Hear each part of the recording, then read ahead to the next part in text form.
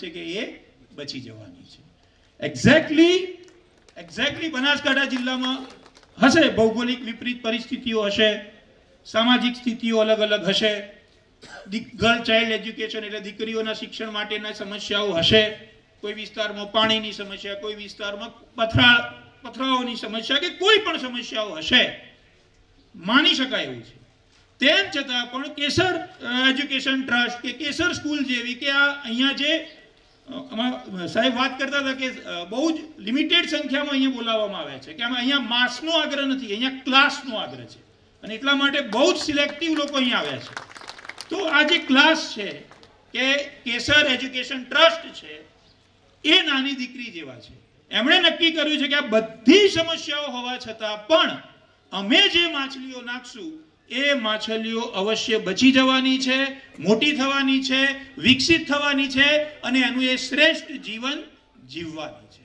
તો આ જે પ્રયત્ન છે એ પ્રયત્નમાં આપણે બધા કઈ રીતે સહભાગી બની શકીએ, મને એવું લાગે છે કાર્યક્રમનો જે હેતુ છે એ હેતુ હું જ્યાં સુધી સમજ્યો છું એ આ છે કે એક ટીમ વર્કથી આપણે આ બધી જે પણ સમસ્યાઓ છે એ સમસ્યાઓમાંથી માછલીઓને દરિયામાં આપણે કઈ રીતે નાખી શકીએ.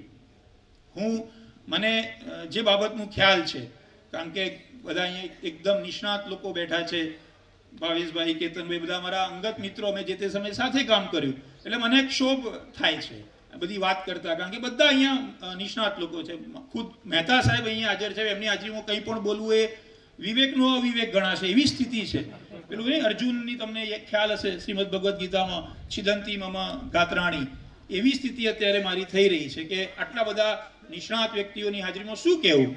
તેમ છતાં પણ મને એમ થાય છે કે આ સ્કૂલ જો ઈચ્છે તો બનાસકાંઠા જિલ્લાની અંદર ગવર્મેન્ટ ઓફિસર્સ અને ગવર્મેન્ટ કર્મચારીઓ આપતી એક લેબોરેટરી ડેફિનેટલી બની શકે. હું પર્સનલી એવું માનું છું. જે રીતનું કેમ્પસ છે, એટમોસ્ફિયર છે, લોકેશન છે, એ જોતા મને એવું લાગે છે કે ગવર્મેન્ટ ઓફિસર્સ કે ગવર્મેન્ટ એમ્પ્લોયી આપતી એક લેબોરેટરી ડેફિનેટલી બની શકે અને બનાસકાંઠા જિલ્લાને ખરેખર આની જરૂર છે. હું બહુ સ્પષ્ટપણે માનું છું. આજે નો ડાઉટ કોન્સ્ટેબલની ભરતી હોય કે તલાટી કમ મંત્રીની ભરતી હોય કે જુનિયર ક્લર્ક્સની ભરતી હોય તો જે મેરિટ યાદી જોઈએ, ઘણા મિત્રો મળે ત્યારે ખ્યાલ આવે કે નહીં બનાસકાંઠા જિલ્લાના ઘણા લોકો સિલેક્ટ થાય છે. પણ હું એ જવાબદારીપૂર્વક કહીશ કે એ પર્સનલ બેઝિસ ઉપર સિલેક્ટ થાય છે, એ પોતાની વ્યક્તિગત મહેનતના આધારે સિલેક્ટ થાય છે, પોતે રાત દિવસ મહેનત કરે છે. જે પણ સંસાધનો છે, સોશિયલ મીડિયાના સંસાધનો છે, બુક્સના સંસાધનો છે, એ સંસાધનોનો ઉપયોગ કરીને સિલેક્ટ થાય છે. એક ઓર્ગેનાઇઝેશન સ્વરૂપે એ સિલેક્ટ નથી થઈ રહ્યા. એનું એક જ રીઝન છે કે એવું કોઈ સ્પેસિફિક બેસ્ટ ઓર્ગેનાઇઝેશન બનાસકાંઠા જિલ્લાની અંદર હાલના તબક્કે દૂર સુધી દેખાતું નથી. તો હું એવું માનું છું, રાજુભાઈ ને પણ મારી નમ્ર વિનંતી છે કે અહીંયા આવું એક આપે આપના વક્તવ્યમાં કોટાની વાત કરી, આપે આપના વક્તવ્યમાં આઈએસની વાત કરી, તો ચોક્કસ હું આપને અને મોદી સાહેબને રિક્વેસ્ટ કરીશ કે શું બી the collector from the school આવો કોઈ કોન્સેપ્ટ ન બની શકે. આજે મને ખ્યાલ છે કે અમે જ્યારે નાના હતા ત્યારે અમને કોઈ પૂછતું કે બેટા શું બનવું છે એટલે તરત કહીએ કે જો પોલીસનું પિક્ચર જોયું હોય એના 2 દિવસ પહેલા તો પોલીસ બનવું છે.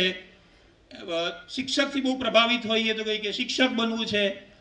આજે તમે વિદ્યાર્થીઓને પૂછશો કે બેટા શું બનવું છે, તમને મોટા ભાગે વિદ્યાર્થીનો જવાબ મળશે કે અંકલ મારે કલેક્ટર બનવું છે, અંકલ મારે ડેપ્યુટી કલેક્ટર બનવું છે, મારે યુપીએસસી કરવી છે, મારે જીપીએસસી કરવી છે.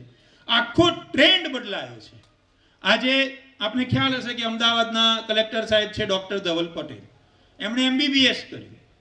એમબીબીએસ કર્યા પછી યુપીએસસી પાસ કરી અને નાઉ હી ઇઝ કલેક્ટર. હવે આપણને જે અધિકારીઓ છે એમને ખ્યાલ હશે કે આજે એક કલેક્ટર સાહેબના અંડરમાં કેટલા બધા ડોક્ટર્સ હશે. આખું જિલ્લાનું આરોગ્ય ખાતું તમામ બાબતો એમની અંડરમાં છે. અને આપણે બહુ જ એનું લેટેસ્ટ એક્ઝામ્પલ કોવિડની અંદર જોયું હશે કે ઓક્સિજનનો બાટલો લેવો હોય તો પણ આપણે મંજૂરી કોની જોઈએ? કલેક્ટર. રેમડેસિવિર લેવું હોય તો કોની મંજૂરી જોઈએ? Collector. This is the power of the system, this is the power of the administration. પણ આ પાવર કે આ તાકાત વિદ્યાર્થીમાં ક્યારે આવશે કે જ્યારે યુપીએસસી પાસ કરશે, જીપીએસસી પાસ કરશે. પણ શું એના માટેની કોઈ વ્યવસ્થા બનાસકાંઠા જિલ્લાની અંદર છે? હાલના તબક્કે છે છૂટક ફૂટક કોઈ એવા ક્લાસીસ ચાલતા હોય, કોઈ સામાજિક રીતે કોઈ પ્રયત્ન કરતું હોય કરી શકે, એની ના નથી, પણ એક ઓર્ગેનાઇઝડ વેમાં આવું કંઈ છે? શું એવું કોઈ પણ એવી સ્કૂલ દાવો કરે છે કે અમે અમારા વિદ્યાર્થીઓને ગવર્મેન્ટ ઓફિસર બનાવવા માટે, પછી એના નસીબથી, એની તાકાતથી, એના પ્રયત્નોથી બને છે? હું એની ના નથી કહેતો, અને બધા જ ઓફિસર બને એવું પણ જરૂરી નથી, પણ આ પણ એક વિકલ્પ છે. શું કોઈ એવી સ્કૂલ દાવો કરે છે કે અમે એવી એજ્યુકેશન સિસ્ટમ ડેવલપ કરી છે કે જેમાં be the collector from the school, be an IS from the school, આવો કોઈ કોન્સેપ્ટ લઈને અમે ચાલી રહ્યા છીએ? એનો સિલેબસ રેગ્યુલરલી ચેન્જ ન થાય, એ પણ પરફેક્ટલી ભણે, અને એના સિલેબસને જ અમે એવી રીતે કન્વર્ટ કર્યો છે કે જેથી કરીને એ 12મું પાસ કરે ત્યારે એટલીસ્ટ એને એટલી ખબર હોય કે UPSC GPSC શું છે, કઈ સિસ્ટમથી પરીક્ષા લેવાય છે, કેવા ક્વેશ્ચન્સ આવે છે, એનું સિલેબસ શું છે, અને એ પ્રકારના ક્વેશ્ચન આન્સર છે હેન્ડલ કરીને નીકળ્યો. શું આવી એક પણ સ્કૂલ દાવો કરી શકે છે? તો દુઃખ સાથે કહેવું પડશે કે નો. કદાચ બ્લેન્ડેડ એજ્યુકેશનનો જે કોન્સેપ્ટ વિચાર્યો છે, કદાચ આમાં આવું હોઈ શકે, પણ આ મારું નમ્ર સજેશન છે, અને મને એવું લાગે છે કે આ સ્કૂલનું કદાચ કમિટમેન્ટ પણ છે કે આ પ્રકારની એક પેટર્ન, આ પ્રકારની એક બાબત અહીંયા થઈ શકે કે બાળકોના અભ્યાસ, અને CBSE બોર્ડ છે, આઈ થિંક CBSE છે ને અહીંયા, હા. હવે થયું છે શું કે one board one nation one બોર્ડનો બી કોન્સેપ્ટ છે. ઇવન CBSE હશે કે સ્ટેટ બોર્ડ હશે, syllabus will be same, books will be same, આવો એક કોન્સેપ્ટ ચાલી રહ્યો છે. તો સારું શું છે કે NCERTની બુક્સ બધા વિદ્યાર્થીઓ ભણી રહ્યા છે. હવે NCERTના બુક્સમાંથી જ મોટા ભાગના ક્વેશ્ચન આન્સર આ પ્રકારની પરીક્ષાઓમાં આવે છે. કરુણતા એવી છે, તમે જુઓ 12મા ધોરણ સુધી આપણે જે બુક્સ ભણ્યા, હવે મારે ઓફિસર બનવું છે, મેં GPSC જ્યારે મેં તૈયારી કરી, બધું જ એ જ 12મા ધોરણ સુધીનું બધું મારે ફરીથી ક્યાં ભણવું પડ્યું? GPSCની તૈયારી, એ જ વસ્તુ, એ જ બાબતો. ત્યારે મનમાં દુઃખ થયું કે જો સ્કૂલની અંદર છેલ્લી બેચીસમાં બેસીને ચોપડીમાંથી ક્રિકેટ ના રમ્યા હોત, ખ્યાલ છે ને ક્રિકેટ રમતા, જો આવું ન કર્યું હોત અને પ્રોપરલી ધ્યાન આપ્યું હોત તો આ મહેનત અડધી થઈ ગઈ હોત. તો પહેલું મારું સજેશન આ છે, અને આપણે બધાએ સાથે મળીને પ્રયત્ન કરવો જોઈએ કે આ કેમ્પસમાં એક એવી વ્યવસ્થા ઊભી થઈ શકે કે અહીંયા 100% જેને ગવર્મેન્ટ જોબ લેવી છે, જેને ગવર્મેન્ટમાં જવું છે, અને એમાં પણ ખાસ કરીને હું તો કહીશ કે સર ઓફિસર કેડર, જેને ઓફિસર કેડરમાં જવું છે, એમના માટે એક વિશિષ્ટ અને આગવી વ્યવસ્થા ઊભી થાય.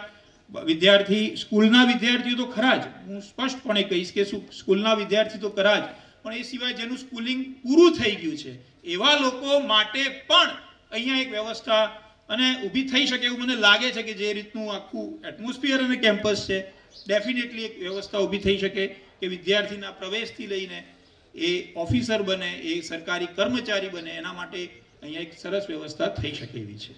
તો પહેલું આપણે આ વિચારી શકીએ. હા, પછી એ આગળ વિચારાય કે એના માટેનો અભ્યાસક્રમ શું રહેશે, એના માટેની પેટર્ન શું રહેશે, કેવા પ્રકારનું સ્ટડી મટીરિયલ રહેશે, ટાઈમ ટેબલ કેવું રહેશે, ફેકલ્ટીઝ કોણ આવી શકે, આ બધો મુદ્દાઓ છે. પણ એ મુદ્દાઓની ચર્ચા આજે કરવાનું આ પ્લેટફોર્મ નથી. ખાલી મુદ્દો એટલો જ છે કે આપણે આ વસ્તુ અહીંયા ડેફિનેટલી કરી શકીએ, અને જો થશે તો આ જિલ્લાના, આ જિલ્લો જે છે, મેં ઇન્ટેન્શનલી આ શબ્દ વાપર્યો છે, આ જિલ્લામાં આવેલી આ સંસ્થા અધિકારીઓ પેદા કરતી લેબોરેટરી ડેફિનેટલી બનશે ને બનશે. બીજું મારું હમ્બલ સજેશન છે કે આજે ગવર્મેન્ટ ખાસ કરીને જે ઓફિસર સિલેક્શન કરવાની બાબત છે, ક્લાસ 3માં એવું નથી, પણ ક્લાસ 1 અને ક્લાસ 2 ખાસ કરીને હમણાં એજ્યુકેશન સાથે જ બધા મિત્રો જોડાયેલા છીએ, તો ગુજરાત એજ્યુકેશન સર્વિસમાં હમણાં બહુ જ મોટી રિક્રુટમેન્ટ 141 અધિકારીઓની થઈ. એ પછી આઈ થિંક શ્રેયાન અધિક્ષકની નિમણૂક થઈ, આદર્શ નિવાસી શાળાના આચાર્યની હમણાં એક્ઝામ લેવાઈ. તો ગવર્મેન્ટ રેગ્યુલરલી આ પ્રકારની ભરતીઓ કરી રહી છે. હવે કેવું ઇન્ટરેસ્ટિંગ બાબત છે, હું મારો વ્યક્તિગત એક્સપિરિયન્સ શેર કરું. મને એવું છે કે આ વખતે જે ઉમેદવારો સિલેક્ટ થયા છે એમાં ઘણા બધા ઉમેદવારો બનાસકાંઠા જિલ્લામાંથી સિલેક્ટ થયા છે. અલગ અલગ જ્ઞાતિના, સમુદાયના બનાસકાંઠા જિલ્લામાંથી ઘણા બધા ઉમેદવારો સિલેક્ટ થયા છે. યુ વિલ બી સરપ્રાઇઝ કે એમણે પ્રિલિમ પાસ કરી દીધી, સારામાં સારા માર્ક્સ સાથે પાસ કરી, પણ ઇન્ટરવ્યૂ માટે, એમના માટે માર્ગદર્શનનો લગભગ અભાવ હતો. ઇન્ટરવ્યુ કઈ રીતે આપવું, ઇન્ટરવ્યુમાં શું કરવું, ક્યાં જવું, કઈ રીતે બેસવું, કઈ રીતે ઉઠવું, કયા પ્રકારના કપડાં પહેરવા, ત્યાં શું બોલવું, શું ન બોલવું, શું વાંચવું, શું ન વાંચવું, એટલા બધા કન્ફ્યુઝન્સ, એટલી બધી બાબતો એવી હતી. તૈયારી થઈ ગઈ, પાસ થઈ ગયા, ઇન્ટરવ્યુના નામમાં યાદીમાં નામ આવવાનું પણ નક્કી થઈ ગયું, ઇન્ટરવ્યુ કઈ રીતે આપવું એ ખબર નહીં. હવે અને આના કારણે આ ભરતીની વાત નથી કરતો, પણ અગાઉની ભરતીમાં મેં અમુક મારા મિત્રો પાસેથી સાંભળ્યું છે કે ઇન્ટરવ્યુ આપવા ગયા ત્યારે જ ખબર પડી કે ઇન્ટરવ્યુ કેવું હોય. You will be surprise and shocking. Candidate GPSC ની અંદર ઇન્ટરવ્યુ આપવા બેસે છે ત્યારે ખબર પડે છે કે ઇન્ટરવ્યુ કેવું હોય. તો મારી રિક્વેસ્ટ છે, અને આ પણ એક સરસ થઈ શકે. અહીંયા હવે તો અનુભવી બધા મિત્રો અહીંયા બેઠા છે. મને આનંદ એ છે કે હવે એવી ટીમ છે અહીંયા હું જે રીતે જોઈ રહ્યો છું, ઘણા બધાનો પરિચય પણ છે કે બનાસકાંઠા જિલ્લાની અંદર માર્ગદર્શકને ઇમ્પોર્ટ નહીં કરવા પડે. મને એવું મને પર્સનલ એવી ફીલ થઈ રહ્યું છે કે ના ભાઈ કોઈ ગાંધીનગરથી આવે, આપણને એક એવું હોય, જેમ કેવું છે કે ગાંધીનગરમાં કેવું કોઈ દિલ્હીથી આવે ને એટલે ભલે કેવું ભણાવે છે શું છે પછીનું મેટર કરે છે, દિલ્હીથી આવ્યા છે ને એટલે કે જોરદાર જ હશે. એમ બનાસકાંઠા છે, કચ્છ છે, દાહોદ છે, વલસાડ છે, અમરેલી છે, એવા જિલ્લાઓમાં શું છે કોઈ ગાંધીનગરથી ભણાવવા જાય કે અમદાવાદથી ભણાવવા જાય એટલે કે ના કે આ કોઈ કેવા હશે, જોરદાર હશે. પણ હવે હું એવું નથી જોઈ રહ્યો. બનાસકાંઠાની અંદર જ એક એવી મોટી ટીમ રેડી છે કે આ પ્રકારની જે બાબતો છે એમાં આયાતી માર્ગદર્શકો લાવવાની મને એવું લાગે છે કે આવશ્યકતા રહેશે નહીં. તો બીજું એક હમ્બલ સજેશન છે કે ઇન્ટરવ્યુ માટે એક ડેડિકેટેડ અહીંયા એક ઇન્ટરવ્યુ રૂમ હોય કે કોઈને કોઈ પણ સેક્ટર, હું એમ નથી કહેતો ગવર્મેન્ટ સેક્ટરમાં, કોર્પોરેટ સેક્ટરની અંદર પણ ઇન્ટરવ્યુ આપવું છે. એમને ખબર નથી કે મારે શું બોલવું શું નહીં, એના એક બે એક્સપર્ટ્સ આપણી જોડે હોય, નોટ પરમેનન્ટલી, જ્યારે પણ આપણને જરૂર હોય ત્યારે આપણને સેવાઓ આપે. આપણા બધા મિત્રો જ છે જે અધિકારીઓ બન્યા છે, બધાને ખ્યાલ છે કે ઇન્ટરવ્યુ કઈ રીતે આપવું, તો એ એમને માર્ગદર્શન આપે. કોઈ પણ પ્રકારનું કોઈ જ કન્ફ્યુઝન રહે નહીં. અને એક ઇન્ટરવ્યુ જેવી નાની બાબતના કારણે આપણા બનાસકાંઠાનો કોઈ કેન્ડિડેટ અધિકારી બનતા કે કોઈ કોર્પોરેટની અંદર પણ કોઈ સારી પોસ્ટ મેળવતા વંચિત ના રહે એ માટે કેસર સ્કૂલ નિમિત્ત બને એવી મારી કેસર ટ્રસ્ટને નમ્ર વિનંતી છે કે ઇન્ટરવ્યુના સંદર્ભમાં પણ આપણે એક ખાસ પ્રકારનું ઇન્ટરવ્યુ રૂમ એટલે કેવું હોય કે 3 ચેર સામે હોય, એક ચેર આ બાજુ હોય, વચ્ચે ટેબલ અને એક નાનકડો કેમેરો હોય. કેમેરાની અંદર કેન્ડિડેટ જે બોલે છે એનું રેકોર્ડિંગ થાય અને એ રેકોર્ડિંગ એને પ્રાપ્ત થાય. એટલે એમને ખબર પડે કે હું જ્યારે ઇન્ટરવ્યુ આપતો હતો ત્યારે મારી આંખો ક્યાં ફરતી હતી, મારા હાવભાવ કેવા રહેતા હતા, મારો અવાજ કેવો ઊંચો નીચો થતો હતો, હું જ્યારે ઇન્ટરવ્યુ આપતો હતો ત્યારે મારા પગનું હલનચલન, આ બધું એ જોઈ શકે. બહુ સિમ્પલ વ્યવસ્થા છે, પણ આ વ્યવસ્થા હજારો કેન્ડિડેટ્સ માટે એક આશીર્વાદરૂપ બની શકશે. અને મને ચોક્કસ વિશ્વાસ અને શ્રદ્ધા છે કે કેસર સ્કૂલ આ કામ તો કરી જ શકશે, કારણ કે કેસર સ્કૂલ માટે આ અને રાજુભાઈ માટે આ કંઈ મોટો વિષય નથી. તો આ એક બીજી બાબત છે. તમને એમ લાગતું હશે કે આ ગવર્મેન્ટમાં છે એટલે ગવર્મેન્ટની જ વાત કરે છે. હું ચોક્કસ માનું છું કે સરકારી નોકરી એકમાત્ર નોકરી નથી. આજે વિશ્વની વસ્તી, ચલો વિશ્વ નહીં, રાજ્યની વસ્તી, અને રાજ્યની વસ્તીના પ્રપોઝ નેટની અંદર ગવર્મેન્ટ નોકરી કરનારો વર્ગ કેટલો, તો બહુ જ માઇનોર છે. હું સ્વીકારું છું, પણ એ માઇનોર છે પણ પ્રભાવી છે.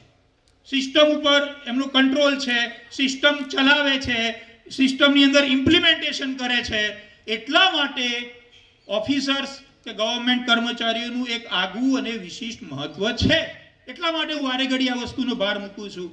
હું મારા નાના ભાઈનું એક્ઝામ્પલ આપીશ. એ કોર્પોરેટની અંદર છે, એની અંદર જોબ કરે છે, એનો ખૂબ સારો સેલરી છે, ખૂબ સારો. તો એ મને એક વખત વાત કરે, એ એગ્રી લોનની અંદર 2-3 રાજ્યો સંભાળે છે. હવે કોઈ બહુ જ મોટા ખેડૂત હોય અને એને 50 કરોડ, બહુ મોટા એટલે હું બહુ મોટી વાત કરી રહ્યો છું, 50 કરોડ 100 કરોડની લોન જોઈતી હોય તો એને ઝોનલ હેડ તરીકે એને મળવા જવું પડે. એ ખેડૂતને રિક્વેસ્ટ કરે, આ વાટાઘાટો કરે. હવે એના માટે એને થોડાક ડોક્યુમેન્ટ્સની જરૂર પડે, જે ગવર્મેન્ટના ડોક્યુમેન્ટ્સ હોય. તો એના માટે એને કયા વ્યક્તિની જરૂર પડે? તલાટી કમ મંત્રી. તો એ તલાટી સાહેબની જે ગ્રામ પંચાયત છે એમાં જાય. એ મને ઘણી વખત ગમતમાં કરે કે તલાટી સાહેબનો જે આખા વર્ષનો કે ફિક્સ પગારમાં હોય તો આખા વર્ષનો સેલરી છે એ મારો 3-4 દિવસનો સેલરી હોય, તેમ છતાં પણ એને તલાટી સાહેબને સાહેબ કહેવા પડે. તલાટી સાહેબ આવે તેને ઊભા થઈ જવું પડે. તલાટી સાહેબને રિસ્પેક્ટ આપવો પડે. આપવો પડે કે ના આપવો પડે? આપવો પડે. Why? He is in government. That's why I am saying કે અહીંયા આ સેન્ટર એક એજ્યુકેશનલ હબ, એક કેરિયર હબ બનવું જ જોઈએ, કારણ કે બનાસકાંઠાની અંદર પોટેન્શિયલ છે, પણ એ પોટેન્શિયલ ક્યાં વેડફાય છે. I am sorry to say that હું જ્યારે અહીંથી નીકળું, મારું નેનાવા એટલે બોર્ડરનું ગામ છે, એટલે મને આમ શું થાય કે દરેક ગામની સરહદો જોતો મીન્સ કે એનું પાદર કહેવાય ને, એમ જે રોડની આજુબાજુ જેમ કે જેરડા છે કે અલગ અલગ ગામ જે આવે, કંસારી છે, એ બધા ગામોમાં જવાન થાય એટલે ગામની બહાર ઓટલા પડે, ઓટલા હોય, ઓટલા ખ્યાલ હોય ને, બાંકડા હોય, અને એવા ટાઈમમાં જવાન થાય, સવારનો કે સાંજનો ટાઈમ, અને બાંકડા લગભગ મેં ભરેલા જોયા છે, બધા યુવાનોથી વડીલોથી એ બાંકડા મેં ભરેલા જોયા છે. અને મને એવું લાગે છે જો હું બનાસકાંઠા જિલ્લાનો કલેક્ટર હોઉં, ખાલી ગમ્મતની વાત છે, તો પહેલું જો દબાણ હટાવું ને તો આ બાંકડા હટાવું.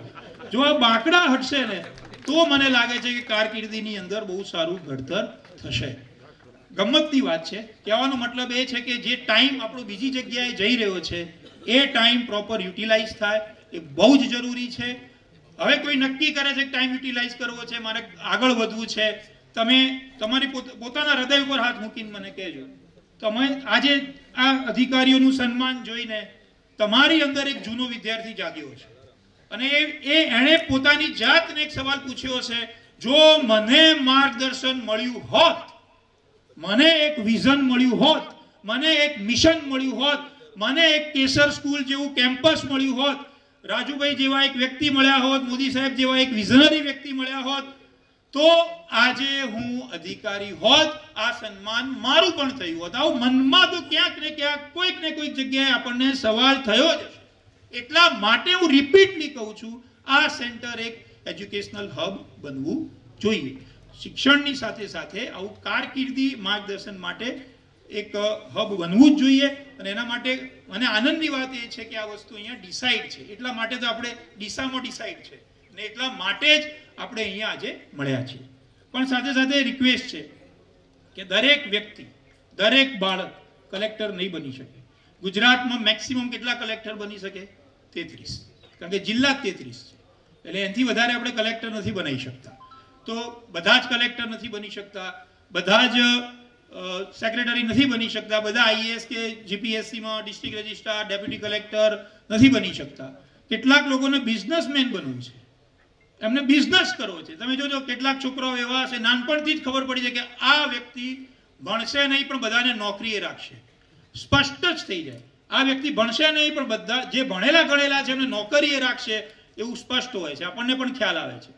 શું હું તો કહું બનાસકાંઠાની અંદર નહીં, મેં મોટા ભાગના એવા જિલ્લાઓ છે, મેં એવી કોઈ જગ્યા એવી નથી જોઈ કે જે બહુ સિસ્ટમેટિકલી, પદ્ધતિસર, નોટ ડેલી બટ સમયાંતરે એવી કોઈ એવી જગ્યા નથી જોઈ કે જ્યાંથી વ્યવસાયકારો પેદા થતા હોય. મારે બિઝનેસ કરવો છે, હું બિઝનેસમાં આગળ વધવા માંગુ છું, પણ બિઝનેસમાં મેનેજમેન્ટ કેવું હોય, એચઆર કઈ રીતે, એટલે કે ભરતી કઈ રીતે કરી શકાય, ફાઇનાન્શિયલ મેનેજમેન્ટ કઈ રીતે કરી શકાય, ફંડ મેનેજમેન્ટ કઈ રીતે કરી શકાય, આવી કોઈ બાબત શીખવાડનારું કોઈ છે જ નહીં. તો મારી આ રિક્વેસ્ટ રહેશે, આ પણ એક પોર્શન, આ કોઈ એવી બાબત, કોઈ જગ્યા, એવું કોઈ પણ એક નાની વાત પણ આપણે ધ્યાનમાં રાખીએ કે કોઈને એન્ટરપ્રેન્યોર બનવું છે તો એ અંગે એને બીજે ક્યાંય ફાફા ના પડવા પડે.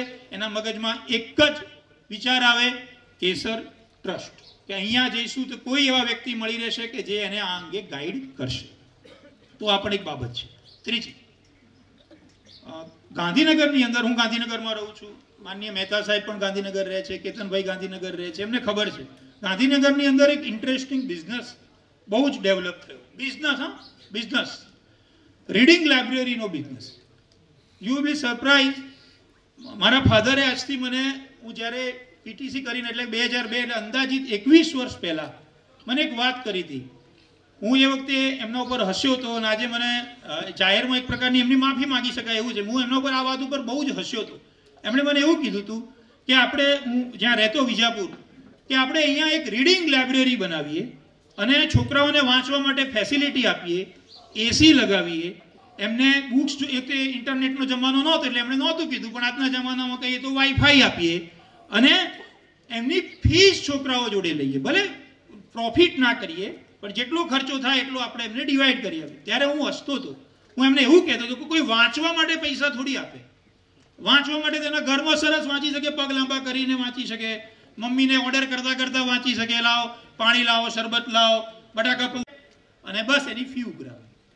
જેનું ઘર છે ગાંધીનગરમાં, હું એમ નથી કહેતો બહારના વિદ્યાર્થીઓ, જેનું ગાંધીનગરમાં ઘર છે, સારામાં સારી ફેસિલિટી વાળું ઘર છે, સેપરેટ રૂમ છે, સેપરેટ સ્ટડી રૂમ છે, સ્ટડી રૂમની અંદર સ્ટડી ટેબલ છે, સ્ટડી માટેની સ્ટડીની બુક્સ છે, તેમ છતાં પણ એ વિદ્યાર્થી દર મહિને 1500 કે 2000 રૂપિયા ભરીને ક્યાં આવે છે? એ રીડિંગ લાઇબ્રેરીમાં વાંચવા આવે છે. કેમ? ઘરમાં બધું જ છે, વાંચવા માટેનું એટમોસ્ફિયર નથી.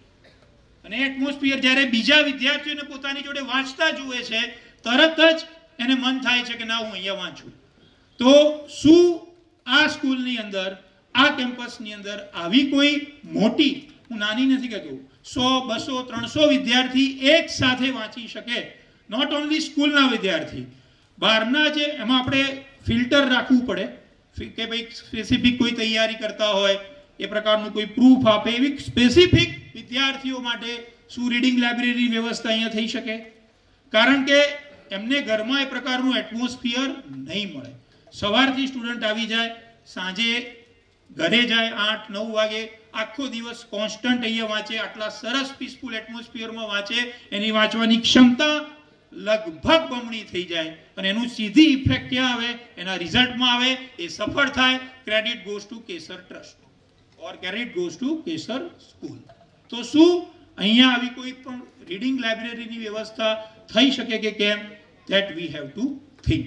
તો જો થશે તો મને એ લાગે છે કે બધા માટે નહીં, પણ એટલીસ્ટ ડીસા પંથકના જે પણ વિદ્યાર્થીઓ છે એ વિદ્યાર્થીઓ માટે એક ચોક્કસ આ વ્યવસ્થા ઊભી થઈ શકે.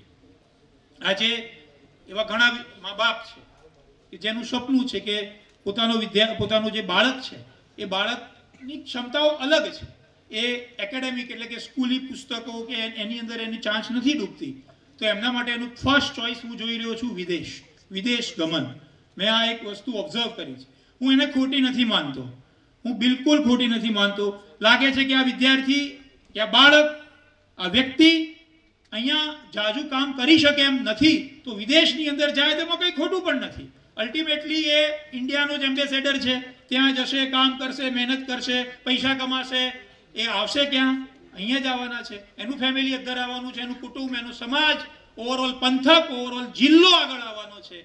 તો અહીંયા આ પ્રકારનું પણ કોઈ ગાઈડન્સ સેન્ટર, કોઈ માર્ગદર્શક સેન્ટર બની શકે. કારણ કે આમાં સાચું કહું તો ઘણા બધા ચીટિંગના પ્રશ્નો છે.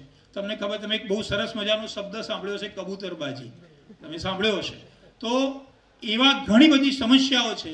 એટલીસ્ટ વધારે નહીં, પણ એને એક માર્ગદર્શન મળે. હું એમ નથી કહેતો કે આપણે એને વિદેશ મોકલીએ, એવું ક્યારે આપણે એવું કરવું પણ ન જોઈએ, પણ એટલીસ્ટ એને માર્ગદર્શન મળે.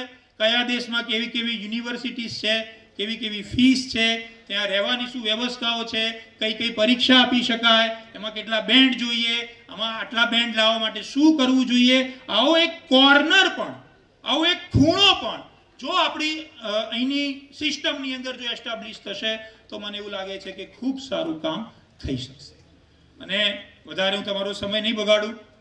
લાસ્ટ 1-2 મારા સજેશન છે. વિદ્યાર્થીઓ માટે ઘણું બધું થાય છે. હું જ્યારે શિક્ષક હતો, આઈ વોઝ પ્રાઇમરી ટીચર, તો ત્યારે વારે ઘડી એક વાત ઇમ્પોઝ કરવામાં આવતી, ને સાચી પણ છે, કે શિક્ષણ જે છે વિદ્યાર્થી કેન્દ્રીય હોવું જોઈએ, એની સેન્ટરમાં વિદ્યાર્થી હોવો જોઈએ. પણ સાચી વાત છે, જરૂરી છે, પણ જોડે જોડે એ વિદ્યાર્થીનું જેને જન્મ આપ્યો છે, જેનું ઘડતર કરી રહ્યા છે, એ જે મા બાપ છે, એ મા બાપ પણ એક બહુ મહત્વનો રોલ પ્લે કરે છે.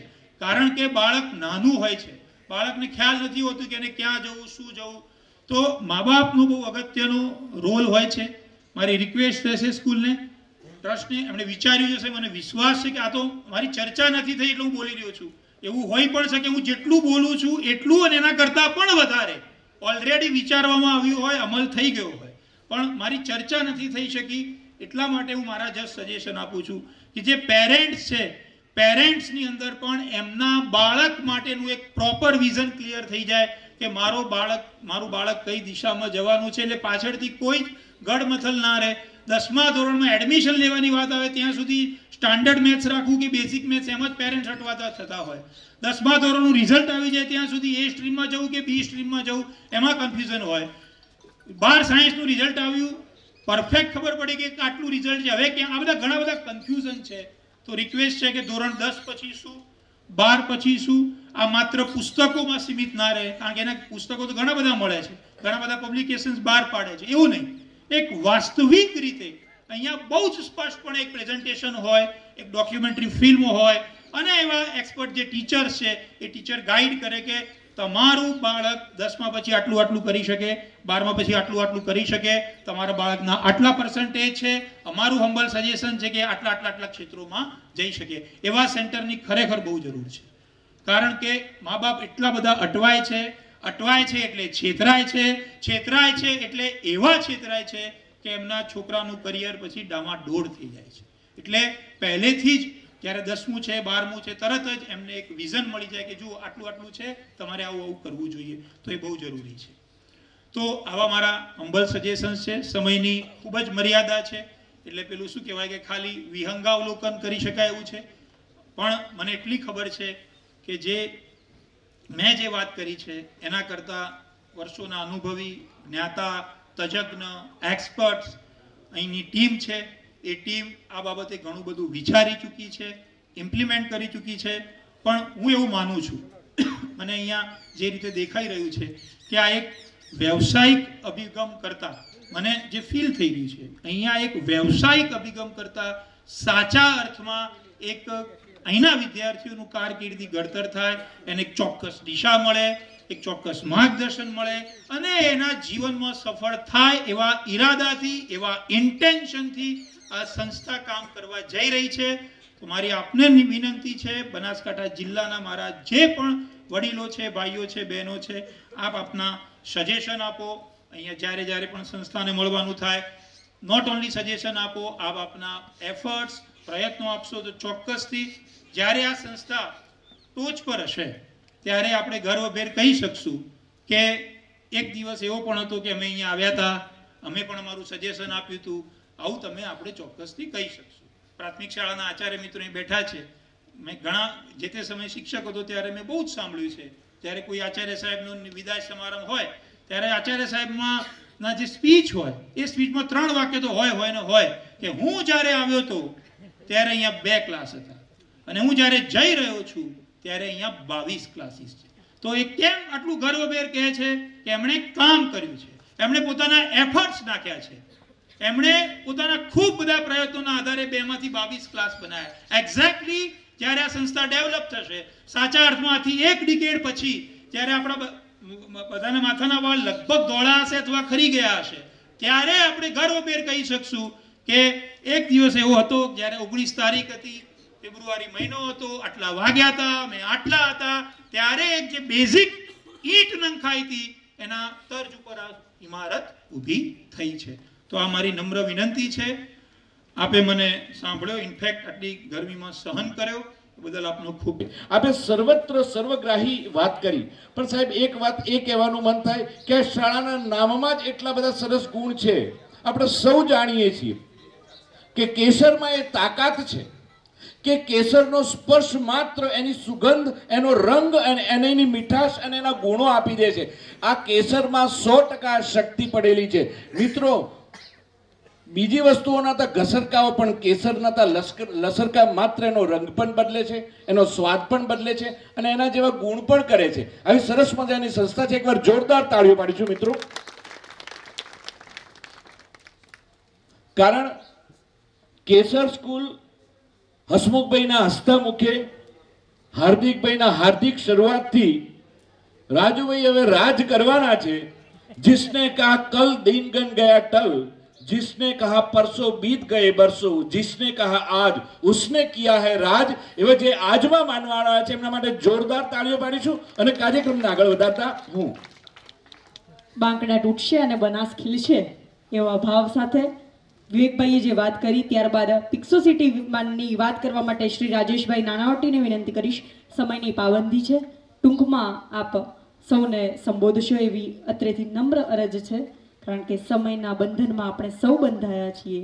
ત્યારે કાર્યક્રમને અનુકૂળ થઈ અને આપની વાત રજૂ કરશો શ્રી રાજેશભાઈ નાણાવટી. પરિચય આપું તો પિક્સો સિટી કરીને એક ગ્રાઉન્ડ અમે ઊભું કર્યું છે, જે ઓપન એર સ્ટુડિયો છે. અને ત્યાં હમણાં સુધી એમ કહેવાતું હતું કે ફિલ્મ સ્ટારો કામ કરી શકે, અને અમિતાભ બચ્ચન જે સ્ટેજ ઉપર જે સેટ ઉપર કામ કરતા હોય એ સામાન્ય લોકોને પણ કઈ રીતે આપી શકાય એવા કોન્સેપ્ટ એક જંગલની અંદર ઊભા કરેલા બધાનો સહકાર લઈને, અને એ પ્રોજેક્ટને ઇન્ડિયાનો સૌથી બેસ્ટ પ્રોજેક્ટ અમે બનાવ્યો. ત્યાર પછી લોકોનું ઘણું એની અંદર રુચિઓ પણ વધી. ત્યારબાદ રાજુભાઈ અમારા સંપર્કમાં આવ્યા, રાજુભાઈને પણ બહુ જ ગમ્યું. તદુપરાંત અમે 1 વર્ષના બાળકો સુધીની ફોટોગ્રાફી કરીએ છીએ, જેની અંદર સુરતમાં અમે શરૂઆત 30 વર્ષ પહેલા કરેલી હતી. ત્યાર પછી અંધેરી થાણેમાં કરી. અમે દિલ્હી 2 બ્રાન્ચ કરીએ છીએ અને પુણે કરીએ છીએ. પણ જ્યારે આ શિક્ષણની વાત આવીને જ્યારે સાંભળું ત્યારે કંઈક વિશેષ મને મારી જૂની નસો દબાતી હોય એવું લાગ્યું, કારણ કે હું ઓલવેઝ ભણવામાં 1 થી 5 લાવતો હતો, પણ પાછળથી લાવતો હતો.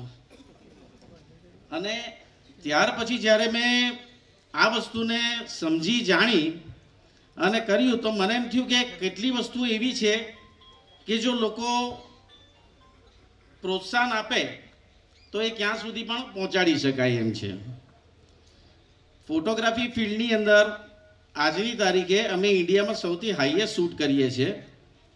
રાજુભાઈનો અમને અનુરોધ હતો કે આપણે પૈસા તો કમાઈએ છીએ, પણ સેવાની અંદર પૂન પણ કમાવા છે. જો તમારો ટેકો મળશે તો આપણે કંઈ વિશેષ કરવાની સાથે ઈચ્છા છે, અને એ કારણથી ભેગા થયા છે. બસ તમારા બધાના આશીર્વાદ મળે અને આ દિશાની અંદર કોઈ વસ્તુ સુંદર કરીએ અને બસ એમાં સહભાગી થાઉં અને જેટલી મારી શક્તિ દિશા આપની તરફ ફેરવી શકું, બસ એવા આશીર્વાદ સાથે. Thank you.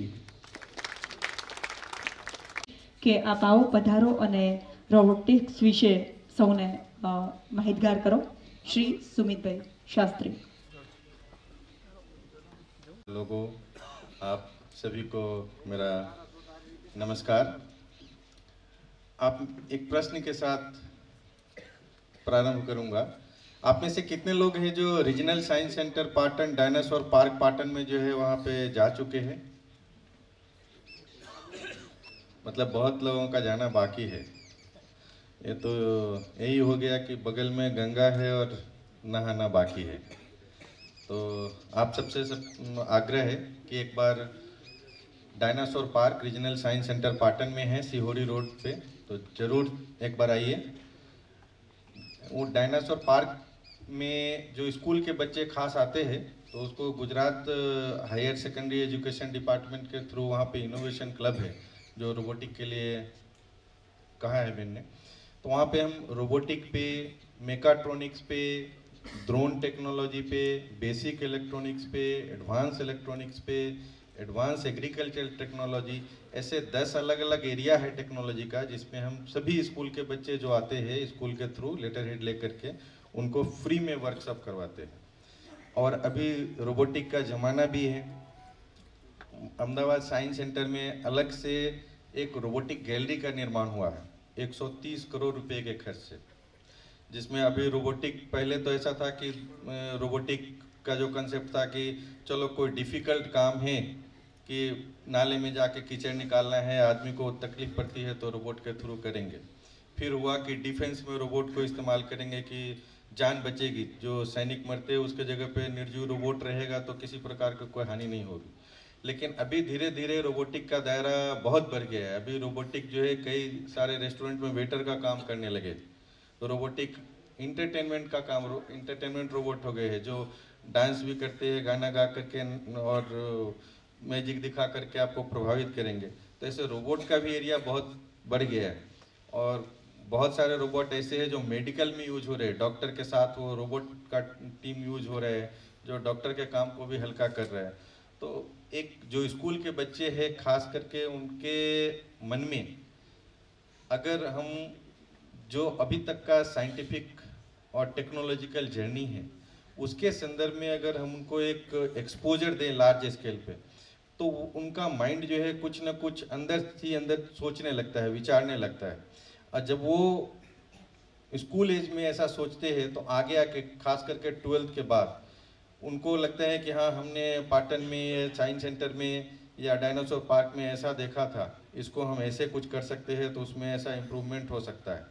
तो वो जो निकल करके आएगी, जैसे एपीजे अब्दुल कलाम के संदर्भ में कहा जाता है कि एपीजे अब्दुल कलाम जब स्कूल में पढ़ते थे तो उनके शिक्षक ने उनको जो एरोप्लेन और हेलीकॉप्टर कैसे उड़ते हैं इसका कंपेरिजन एक पक्षी के साथ उनको बाहर ले जा करके कि पक्षी कैसे अलग अलग उड़ रही है और वो पक्षी का क्या एरोडायनामिक्स का मैकेनिज्म ऐसा है कि स्कूल टीचर ने उनको समझाया था। और वही उनका ग्रेजुएशन के बाद वो स्कूल टीचर से जो उन्होंने एरोडायनामिक्स समझा था वो वस्तु उनको ग्रेजुएशन करने के बाद जब वो एनडीए में सिलेक्ट नहीं हुए, बहुत उदास थे, तब वो ध्यान में आई और उसके बाद उन्होंने देखिए इंडिया को मिसाइल टेक्नोलॉजी में और डिफेंस के फील्ड में कितना आगे लेकर के गए, हम आत्मनिर्भर बन गए। तो जो रोबोटिक्स से रिलेटेड विशेष जानकारी के लिए मैं आग्रह करूंगा कि यहाँ उपस्थित जितने भी हमारे शिक्षा से जुड़े हुए, शिक्षण कार्य से जुड़े हुए, एजुकेशन से जुड़े हुए लोग हैं और स्कूल से जुड़े हुए लोग हैं, वो जरूर एक बार Patan regional science centre dinosaur park में आए, तो हम रोबोटिक पे और सभी बच्चों का फ्री में वर्कशॉप कराएंगे। थैंक यू वेरी मच पूरी केसर टीम को, केसर परिवार को, थैंक यू। અને બધાના નામનો ઉલ્લેખ કરવાનો સમય પણ નથી, પણ મહેશભાઈ જેમની સાથે ઘણા બધા વર્ષો સુધી ગાંધીનગર સાથે કામ કરેલ છે એવા મહેશભાઈ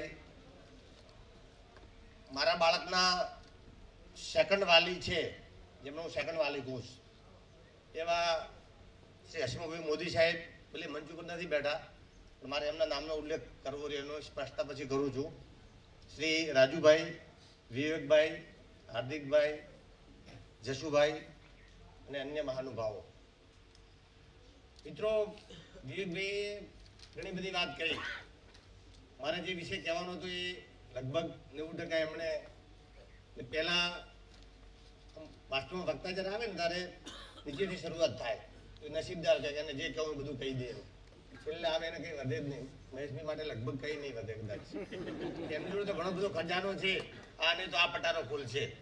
મિત્રો, બનાસકાંઠાની જ્યારે વાત કરીએ ત્યારે આપણે બધાનો જ્યારે જન્મ થયો ને ત્યારે બનાસકાંઠા ઉપર 50 જિલ્લાનું લેબલ લાગેલું હતું, અહીં બેઠા બધાનો। આપણે ભગવાનને પ્રાર્થના કરીએ કે આપણો જ્યારે અંતિમ દિવસ હોય ને ત્યારે બનાસકાંઠા શ્રેષ્ઠ જિલ્લો છે એવું લેબલ લાગે, એના માટે મહેનત કરવી પડે। અને મેં તો અનુભવ્યું છે કે તમને આમ છેલ્લે જ્યારે માણસને એમ લાગે કે મેં આખી જિંદગી કર્યું શું, એટલે પછી લાગે કે આટલું બેંક બેલેન્સ, આટલી ગાડીઓ, આટલા મેં એસ્ટેટ બનાવ્યા, આટલું આ ફાર્મ હાઉસ ઊભા કર્યા, પણ કોઈ વ્યક્તિ નિર્માણનું કામ નહીં કર્યું તો એને લાગશે કે આ બધું મેં કોના માટે કર્યું। અને કદાચ ઘણી સંપત્તિ આપણે એકઠી કરીએ ને તો ક્યાંક એવું લાગે કે આપણે ભાવિ પેઢી માટે એડવાન્સમાં રોટલીઓ બનાવીને જઈએ છીએ, એટલે એ બધા વાસી રોટલીઓ ખાધા જ કરે, ખાધા જ કરે, ખાધા જ કરે। એક ભાઈ એક સરસ નાનકડી વાર્તા કીધી કે ભાઈ કઈ નહીં તો 10-20 માછલીઓ તો બચે છે ને। એમ ઘણી વખત એવું થાય કે આપણે બહુ સંપત્તિ ભેગી કરીએ પણ સમાજ માટે, દેશ માટે જો એનો ઉપયોગ ન થાય તો નાનકડી વાર્તા છે, એક વિધવા ભાઈ હતી, રોજ એના બાળકને છે ને એની પાસે બેસાડે અને કહે કે લે બેટા આ વાસી રોટલી ખાઈ લે। 20-22 વર્ષનો બાળક હતો, કંઈ કરતો નહોતો, પેલા જેમ વાત કરી ઘેરાડાના બાંકડે બેઠતો રોડ ઉપરના, એટલે રોજ એની મમ્મી છે ને એને બેસાડે પાસે પ્રેમથી કે લે બેટા આ વાસી રોટલી ખાઈ લે। રોજ આવું કે એટલે એક વખત એમ થયું કે બા તું રોજ મને તારી પાસે બેસાડીને તાજી રોટલી ખવડાવે છે, મારી નજર સામે વાસી રોટલી તું એવું કેમ કહે છે? એમ પછી કે બેટા વાંધો નહીં તું ખાઈ લે, તને મજા પડે છે ને તું ખાઈ લે। ના કે મમ્મી આજે તો તું કહીશ ને તો જો જમવાનો, નહીં જમવાનો નથી। એટલે એને કીધું કે બેટા જો તારા પપ્પાને મરી ગયા ને કેટલા બધા વર્ષ થયા, મેં તને ભણાવ્યો, સંસ્કાર આપ્યા, પણ હજુ તું તારા પગ ઉપર ઊભો થયો નથી। તું હજુ તારા પપ્પાએ જે કંઈ મૂક્યું ને બેંક બેલેન્સ, આ ઘર, આ વાડી કે જે કે છે ને એમાંથી જ આ હું તારું નિભાવ કરી રહ્યું છે। એટલે હું રોજ તને ગમે એટલી તાજી રોટલી ખવડાવું ને તારી નજર સામે, તો પણ તું તો વાસી રોટલી જ જમી રહ્યો છે. આ વાસી રોટલી છે એ આપણા કોઈ વારસદારોએ ન જમવી પડે એના માટે અત્યારથી આપણે ચિંતા કરવી પડશે. મિત્રો, રાજ્ય સરકારમાં હું 37 વર્ષથી સર્વિસ કરું છું. કોમ્પિટિટિવ એક્ઝામમાં પણ મેં છેલ્લા 10 વર્ષ સમાજ માટે કામ કર્યું. લગભગ 700-800 દીકરા દીકરીઓ મારા હાથ નીચે અત્યારે ગવર્મેન્ટ જોબમાં છે. મેં જ્યારે શરૂઆત કરીને ત્યારે અમારા સમાજમાં એક જ અમે કામ પેલું હતું કે ભાઈ માળી સમાજના છોકરાને ક્યાં નોકરી મળે, એમ તો પૈસા ખર્ચવા પડે, લાગવગ જોઈએ, આપણી જોડે ધારાસભ્ય નહીં, આપણી જોડે પૈસા નહીં, આપણે બટાકા જ વાવો, કંઈ થાય નહીં. એટલે મેં એવું પ્રશ્ન પૂછ્યું કે તમે ક્યારે પ્રયોગ કર્યો ખરો? આપણે કશું કામ પ્રયોગ કર્યો, સફળતા મળવાની જ નથી. મિત્રો કે ચલો આપણે પ્રયોગ કરીએ. મિત્રો 2010માં હું અહીંયા જતો, થરાદ ચીફ ઓફિસર તરીકે ડીસા રહેતો હતો. મેં શરૂ કર્યું ચલો આપણે ચાલુ તો કરીએ, કંઈ નહીં, આપણે આમાં કંઈ બહુ મોટું મૂડીરોકાણ કરવાનું છે ને, જે કંઈ ઇન્ફ્રાસ્ટ્રક્ચર છે ત્યાં જ આપણે શરૂ કરીએ. અમે અહીંયા જીજી સંકુલમાં વર્ગો શરૂ કર્યા.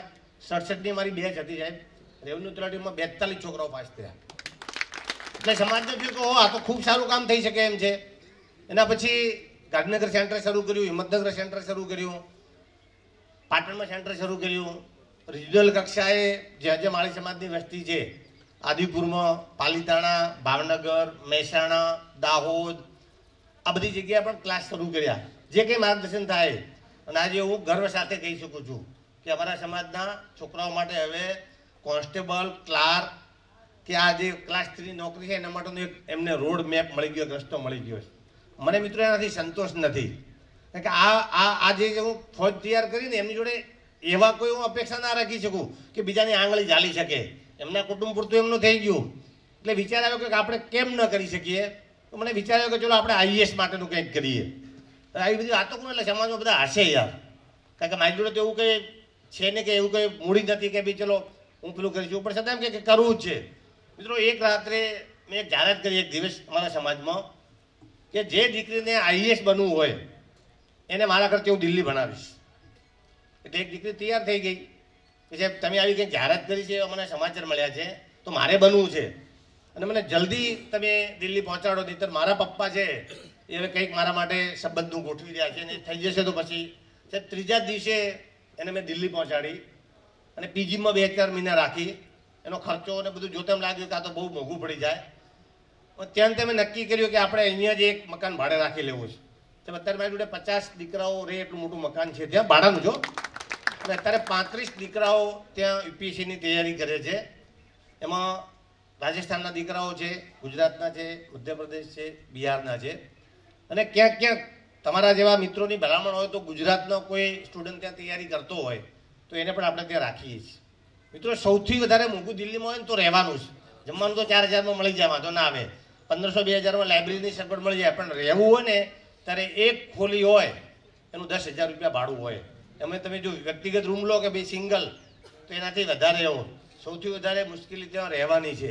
એ રહેવાની છે સમસ્યા સોલ્વ થાય એના માટે ત્યાં પ્રયત્ન કર્યો છે. અને બહુ હોવા નહીં કરવાની. જ્યારે રિઝલ્ટ મળે ત્યારે તો બધાને ખબર પડવાની જ છે. સૂરજ ઉગે એટલે કે બહુ એની પહેલાં કાંઈ એમ ઢોલ નગારા નહીં વગાડતા, તો ઉગે એટલે બધાને ખબર પડે કે આ ઉગ્યોનો પ્રકાશ આવ્યો. હા, છતાં ખાનગી આમ જાહેરમાં પણ ખાનગી કહું છું. આ વખતે મારા 2 સ્ટુડન્ટે છે આ વખતે ઓરલ આપ્યું છે યુપીએસસીનું. મને વિશ્વાસ છે કે ત્યાંથી શરૂઆત થશે ને એટલે સમાજને એમ થશે કહો માળી સમાજનો છોકરો પણ કલેક્ટર તો બની શકે છે. મારી આ સેન્ટર પાસે ખાસ અપેક્ષા છે. આમ તો મને હવે રિટાયર થવામાં 4 મહિના જ બાકી છે. ઘણા બધા મિત્રો કે સાહેબ અમારી સાથે જોડાઈ જાઓ, રાજકીય પક્ષો પણ કહે સાહેબ અમારી સાથે આવી જાઓ, અહીંયા આવી જાઓ. પણ મને એમ છે કે હું જ્યાં જઉં ત્યાં મારા વિચારો પ્રમાણે કંઈક અમલ થાય તો જ એનું રિઝલ્ટ મળે. હું માત્ર પગારદાર તરીકે ત્યાં નોકરી કરવા માટે જઉં તો નોકરી તો 38 વર્ષ કરીશ વિવેકભાઈ. હવે તો આપણે નોકરી તૈયાર કરવા છે. અને મને લાગ્યું કારણ કે હું પણ ગઈકાલે તો મને મારું ઓપરેશન થઈ ગયું. એકચ્યુઅલી એક ફંક્શનમાં ગયો હતો, ત્યાં રાજુભાઈ આવ્યા રાત્રે લગભગ 9-9:30 વાગે અને મળ્યા. અમે લગભગ કદાચ પહેલી વખત મળ્યા છીએ. એ મને ઓળખે, હું એમને ઓળખું. તો કદાચ અત્યારે ચાલો મારા ત્યાં કેમ્પસમાં. રાત્રે લગભગ 9:30-10 વાગે લઈ આવ્યા. પછી ખબર પડી કે હસમુખભાઈ મોદી પણ આવે છે અહીંયા. તો મેં કીધું મારે ત્યાં એમને શોધવા પડે ક્યાં, એના કરતાં અહીં સામે અહીંયા આવે છે તો દર્શન થઈ જાય. અને આજે આ સુંદર કાર્યક્રમમાં અહીંયા ઉપસ્થિત થવાની તક મળી. પણ બે ચાર ખાસ વાતો કહેવી છે. એક તો તમારે આઈએએસ બનાવવા માટે 1000+1000 ની સ્કીમ એક છે. 2000 દિવસ તમે ભોગ આપો તો જ તમે યુપીએસસી ક્રેક કરી શકો. હવે એમાંના 1000 દિવસ તો અહીં જ જતા રહેશે. તમે અહીં કોલેજ કરાવો સાહેબ, બહુ આમ દાખલા સાથે કહીશ કે અહીંયા આપણી બધી કોલેજો છે ને, આ બધી છે ને બેકારો પેદા કરવાની ફેક્ટરી જ છે. જે મેથ્સમાં ગ્રેજ્યુએટ થયેલો હોય ને એને સાદો સિમ્પલ સાહેબ સવાલ પૂછીએ કે 1 મીટર બાય 1 મીટર બાય 1 મીટરની ટાંકીમાં 1000 લીટર પાણી આવે તો 2 બાય 2 માં તો કે 2000, 3 બાય 3 માં કે 3000. ત્યાંથી જ આપણું ખબર પડી જાય કે આપણું એજ્યુકેશન છે ને એ કઈ દિશામાં જઈ રહ્યું છે. એના માટે અમે એક સ્કીમ એવી મૂકી છે અને એના માટે આજે તમે આવ્યા છો તો જાહેરાત કરી દઉં.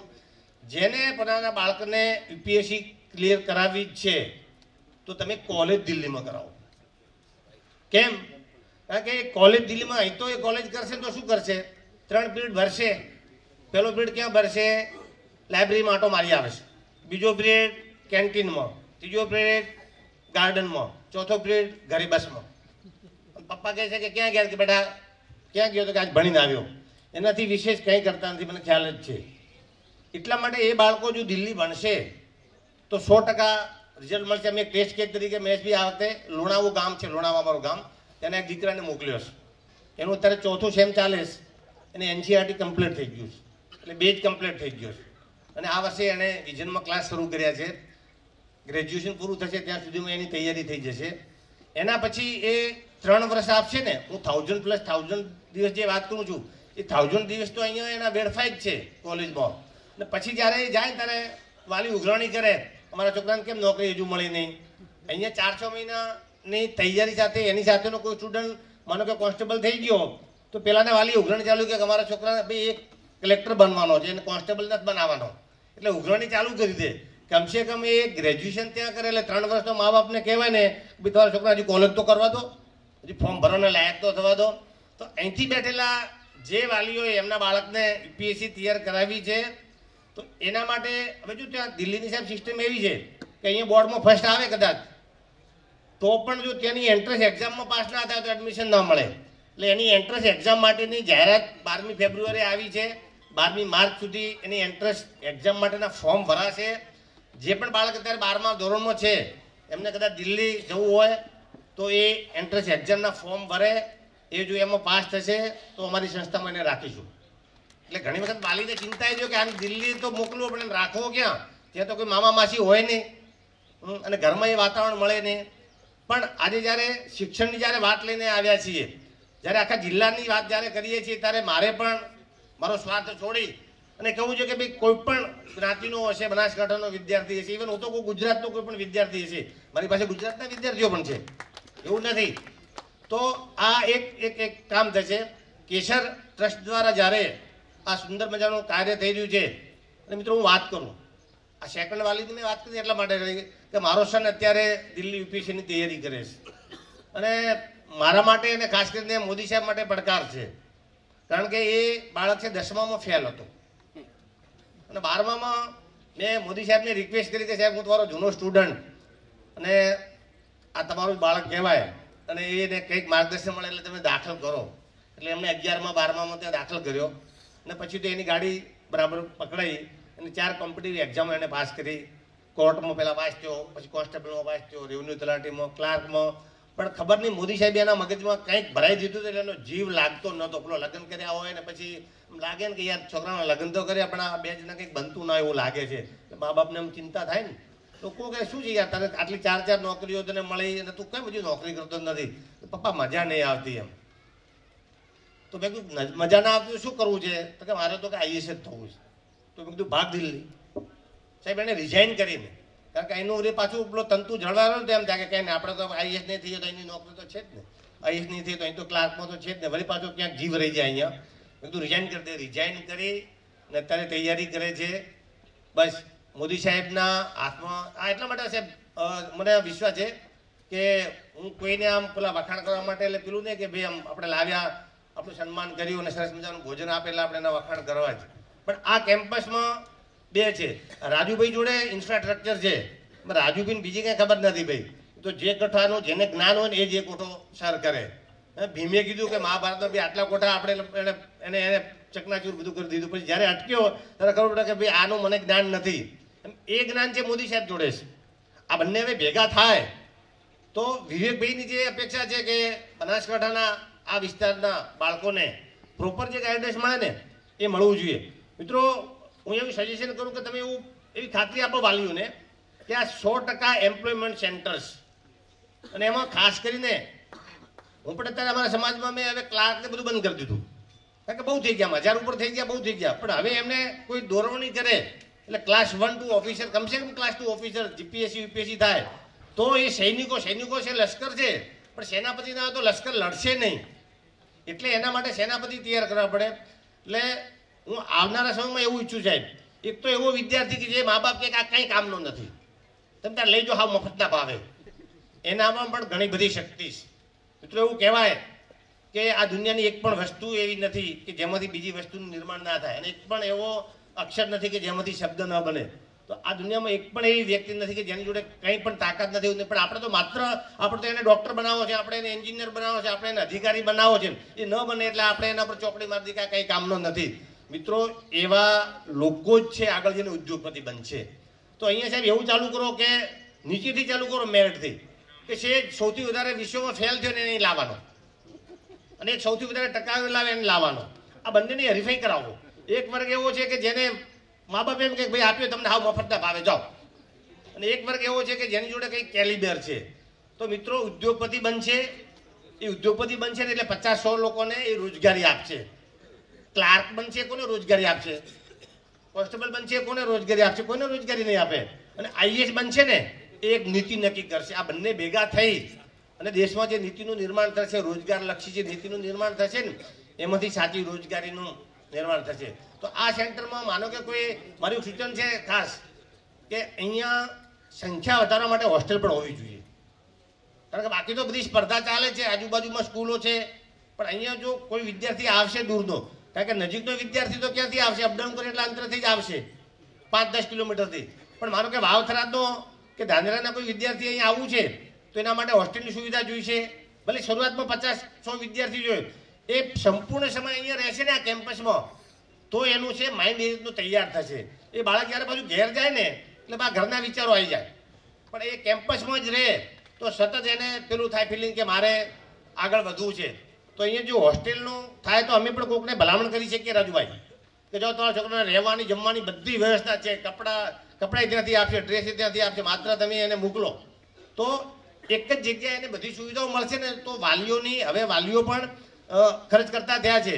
પહેલાં પછાતપણાનું આ લેબલ હતું, અત્યારે અમારા થરાદમાં સાહેબ જોઈએ ને તો ત્યાં જમીનોના ભાવ અમદાવાદની સાપેક્ષમાં છે. તો વિચાર નહીં કરી શકો, 10x12ની દુકાન 1 કરોડ રૂપિયા, 1 કરોડ રૂપિયા. કેમ? રમદા કેનાલ આવી, એના પછી ભારતમાલા પ્રોજેક્ટ ત્યાં રોડ આવ્યો, હવે થરાદથી સીધો અમદાવાદનો એક્સપ્રેસ હાઈવે બને છે. તો એ લોકો જોડે પણ પૈસા છે, એમને બાળકોને ભણાવવા છે, પણ એમને ટોટલ સોલ્યુશન જોઈએ છે. પછી હોસ્ટેલ માટે જુદું, સ્કૂલ માટે જુદું, રિક્ષાવાળાને તૈયાર કરવો પડે. આ બધામાં એમની નથી. સ્કૂલમાં જો અહીંયા વ્યવસ્થા હોય તો આ સંસ્થામાં મોર થઈને ના પાડવી પડે કે ભાઈ હવે અમારો કેમ્પસમાં હવે જગ્યા જ નથી. તો એવી કંઈક વ્યવસ્થા થાય તો આગામી સમયમાં ખૂબ પેલું થશે. આ કાર્યક્રમમાં ખૂબ મજા આવી અને આમ મળતા રહીએ. અને જેમ વાત કરી કે બુદ્ધિઓ છે અને શિક્ષણ, પણ માત્ર શિક્ષણથી નહીં ચાલે. છેલ્લી મારી વાત કહું, સંસ્કાર, આ બધા સાથે જોડાયેલા શબ્દો છે. સંસ્કાર, નહીતર ભાઈ શિક્ષણ ખાલી હશે ને તો આપણે 80-75 વર્ષના થઈશું એટલે આપણે ક્યાંક ઘડા ઘરમાં મૂકી દે છે. આપણે એમ થાય કે ના ભણાયો તો સારું હતું, કમસે કમ ઘરે તો રાખત તો કરો, ખાટલો આપત તો ખાટલો, પણ ગાડી તો ના મૂકત.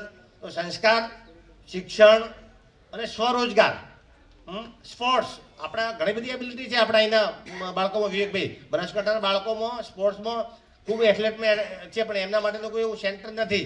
તો સ્પોર્ટ્સનું પણ અહીં થાય, સ્વાસ્થ્યનું પણ થાય, અને છેલ્લે સંગઠન એવું થાય કે આપણું જે એનું બધાનું સપનું છે કે ભાઈ આપણે ભારતને વિશ્વમાં વિશ્વગુરુ બનાવીએ ભારતનો, એ સપના પૂરું કરવા મળશે. ભાવિ પેઢીનું આપણે ખૂબ જ જતનપૂર્વક એમની માવજત કરવી પડશે, એ દિશામાં આગળ વધારવા પડશે. આજે એક નાનકડા પણ સુંદર કાર્યક્રમમાં અહીંયા ઉપસ્થિત રહેવાની તક આપી એ બદલ હું કેસર ટ્રસ્ટના સૌ છે આયોજકો એમનો ખૂબ ખૂબ આભાર માનું છું. આપણે સમયસર સમયાંતરે મળતા રહીએ અને એ દિશામાં કંઈક કાર્ય કરતા રહીએ તો 100% આ વિસ્તાર માટે કેસર એ આગામી સમયમાં એક પથદર્શક તરીકેની ભૂમિકા અદા કરશે, એમાં મને કોઈ શંકા નથી. અસ્તુ, ભારત માતા કી જય. જોરદાર તાળીઓ પાડીને વધાવીશું. મને યાદ આવ્યું છે, આપ બેસો રાજુભાઈ.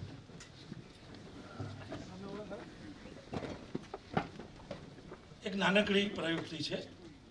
ગરદન આમ ઉપર મંડપ તરફ આમ ગરદન ખેંચીશું, રાખી શકાય ત્યાં સુધી રાખશું, પછી મૂળ સ્થિતિમાં તમારી ડાબી બાજુ ગરદન લઈ જઈશું, ખેંચાણનો અનુભવ કરીશું, થોડીક વાર રાખીશું મૂળ સ્થિતિમાં. એ જ રીતે જમણી બાજુ ફરી મૂળ સ્થિતિમાં. એક સિંહાલ પાંચાભી અમને આસન કરાવતા, સિંહ મુદ્રા, એટલે તાકાત હોય એ રીતે સિંહ મુદ્રા કરીશું આપણે. મૂળ સ્થિતિમાં બેસી જઈશું. રાજુભાઈ, વિવેકભાઈ, અમારા આદરણીય મિત્ર કમલ મંગલમજી, પાંચાભાઈ માળી, તમને ઓછો પરિચય હશે, એ ગુજરાતના ખેરનાર છે, ગોવિંદ રાધો ખેરનાર કહીએ. વિવેકભાઈ બેઠા છે, આખા ભારત દેશમાં સૌથી અઘરામાં અઘરી નોકરી હોય તો ચીફ ઓફિસરની. ધર્મેશભાઈ સાચી વાત? પછી ટીડીઓની. ચીફ ઓફિસરની અઘરામાં અઘરી નોકરી. સવારે બ્રશ કર્યા વગર આવનારો માણસ તમને નિર્મલ ગુજરાતની વાતો કહીને જતો રહે. આચા ભાઈએ બોલ્ડલી નોકરી કરી બધી જગ્યાએ. મિત્રો, હું ગાંધીનગર 30 વર્ષથી રહું છું, પાંચાભાઈ 40 વર્ષથી રહે છે. અમે બનાસકાંઠા મિત્ર મંડળ ચલાવતા હતા ગાંધીનગરમાં, અને ડીસાના જ કેજી ગોહિલ સાહેબ સચિવાલયના અધિકારી એ અમારા પ્રમુખ હતા. પાંચાભાઈ મહામંત્રી હતા, હું કલ્ચરલ સેક્રેટરી હતો. 30 વર્ષ પહેલો બનાસકાંઠાના 2000 પરિવારો ત્યાં રહે છે. એમાં ઊંટલારીથી મોડીને આઈએસ અધિકારી સુધી તમામ સભ્યો હતા. 450 રાવળ લોકો પણ રહે છે ત્યાં, જે ઊંટલારીનું કામ કરે છે. બનાસકાંઠા મિત્ર મંડળ સમય જતા એ પછી બહુ ગોયલ સાહેબ ગુજરી ગયા એટલે એ બહુ પાંચાભાઈ પાછા જતા રહ્યા. આરએસએસની અંદર પણ અમારી નગરના એ શારીરિક પ્રમુખ પણ હતા. એટલે બહુ અઘરી નોકરી ચીફ ઓફિસરની. પેન્શન બહુ ઓછા લોકોને મળે, એટલી બધી ઇન્ક્વાયરીઓ. નગરપાલિકાનો પ્રમુખ લિમિટેડ ટાઈમ માટે આવેલો હોય એટલે એને ઘણું બધું કરી નાખવું એમ વિકાસના કામો. અને ચીફ ઓફિસર પાછા ભાઈ તો ઘાટા નહીં કોઈ. પાછા ભાઈ કેટલી જગ્યા પર નોકરી કરી?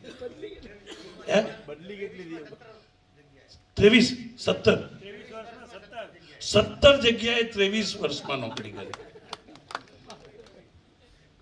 હવે રેકોર્ડિંગ ચાલુ કરો ભાઈ, થોડી વાર પછી કરો, 2 મિનિટ. બંસી ગૌશાળા આપણો કલ્પેશ છે, ત્યાં 7,000 રૂપિયા કિલો ઘી આપે છે લોકો. 600 ગીર ગાય લઈને બેઠા છે. દરેક ગાયના નામ છે, નામ બોલો એટલે ગાય દોડતી આવે. વિચાર કરો, હર્બલ ઔષધિઓ બનાવે છે.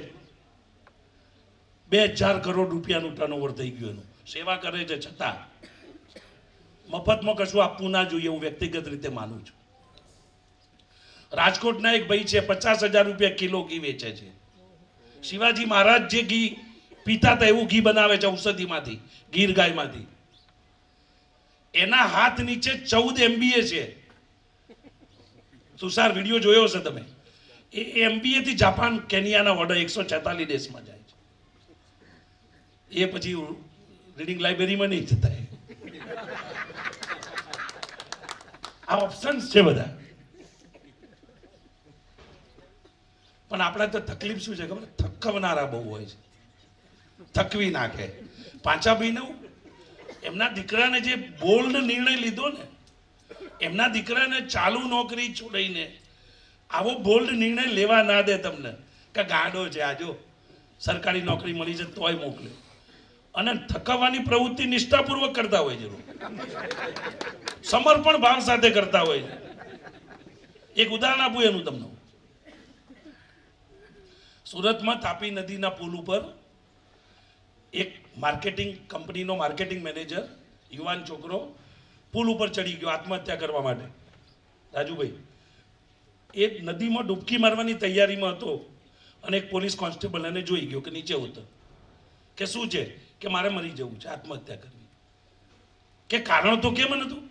એટલે પોતે માર્કેટિંગમાં હતો, એટલે પેલી પ્રોડક્ટ વેચવાનો માર્કેટિંગ વાળા છે ને ટાલિયા લોકોને પણ કાંસકો વેચી શકે, ભવિષ્યમાં બાલ ઉગશે એવી આશા સાથે. જેમ પેલી ઇન્વેની પોલિસીઓ ના લોકોને ભરાઈ બધી.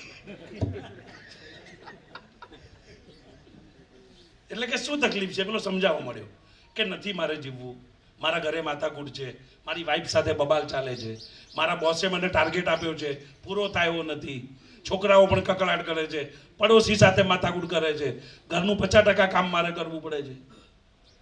15 મિનિટ સુધી એને સમજાયું. પછી કે માણસ જીવીને શું કરે છે? જન્મે એટલે પણ 3 કિલોનો હોય, મરી જાય એટલે પણ 3 કિલો જ થાય. પછી થોડી વાર પછી તાપી નદીમાં પડવાના 2 અવાજ સંભળાણા.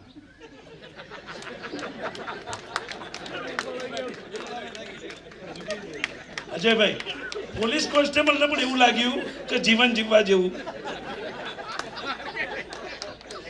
આટલું રાજુભાઈ માનો કે આવો પ્રયોગ કરવા જાય ને કોઈ સ્કૂલમાં તો બીજા સંચાલક શું કે ખબર? રાજુભાઈ આ ધંધો ક્યાં કરવા જેવો છે યાર, તમે આટલું રોકાણ કર્યું છે યાર, પૈસા કમાઓ. રાજુભાઈ જેવી સ્કૂલ આખા અમદાવાદમાં નહીં ભાઈ. કમલ મંગલમ સાહેબ બેઠા છે ને કહું છું, કમલ મંગલમ સાહેબ અહીં બેઠા છે, મારા મિત્ર છે.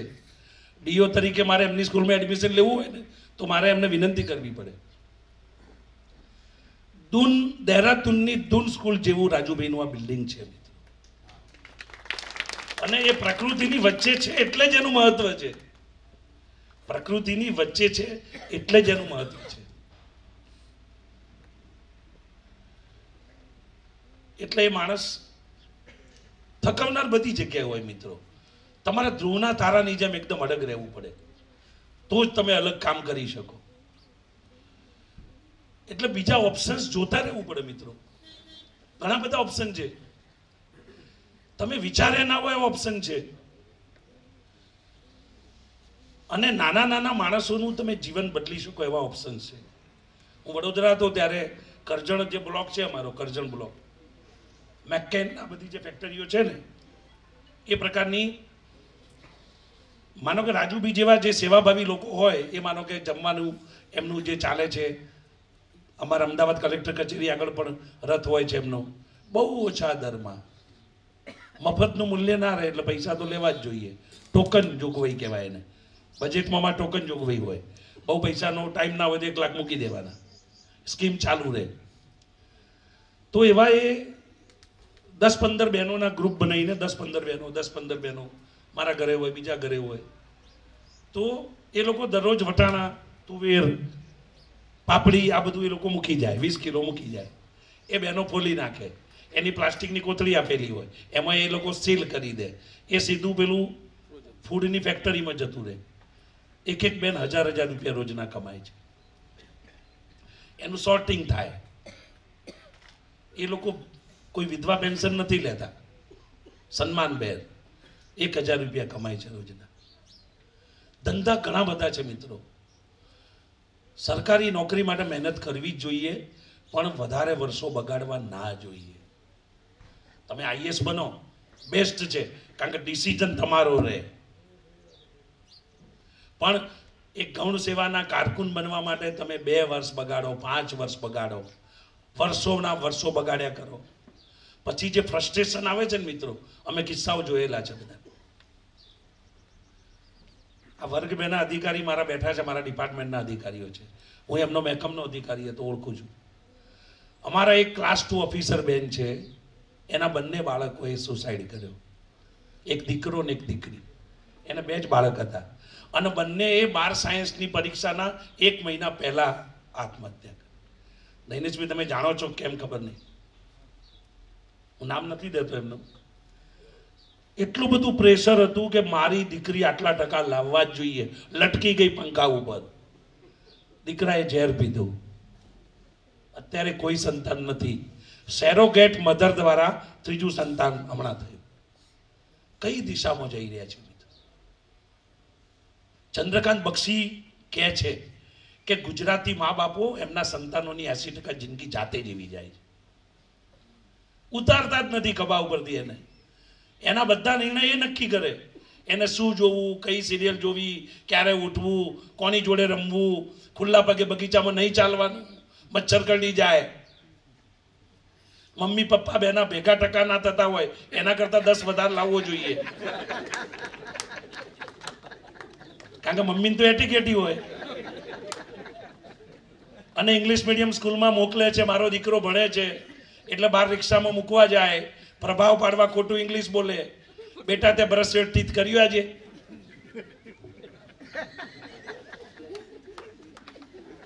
અલ્લા જે સંસ્કૃત